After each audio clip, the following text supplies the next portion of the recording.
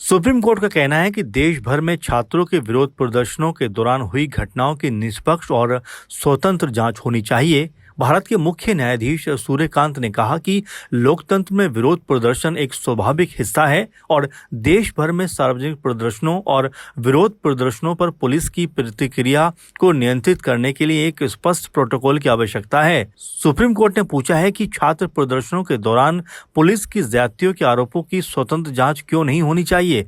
Supreme court ने छात्र विरोध प्रदर्शन को लेकर कहा कि इस दौरान हिंसा जो हुई है और जिन लोगों ने भी ज्यादती की है या कानून अपने हाथ में लिया, उनके खिलाफ कार्रवाई होनी चाहिए। अदालत ने कहा कि नीट परीक्षा का विरोध कर रहे छात्रों पर पुलिस की ज्यादतियों से जुड़े सभी आरोपों की निष्पक्ष और स्वतंत्र जांच होनी चाहिए।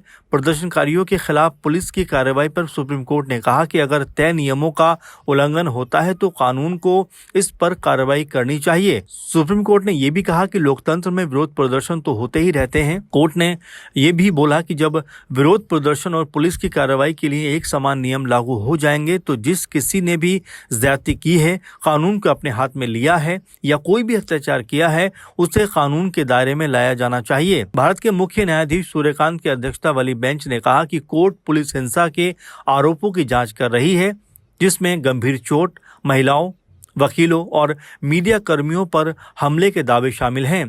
कोर्ट ने यह भी कहा कि इन आरोपों से प्रथम दृष्टया अपराध होने का मामला बनता है।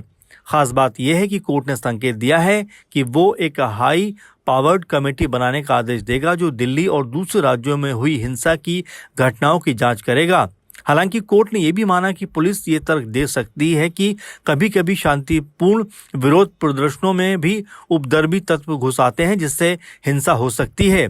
इस बात पर भी जोर देते हुए हर संबंधित पक्ष को कोर्ट की मदद करनी चाहिए।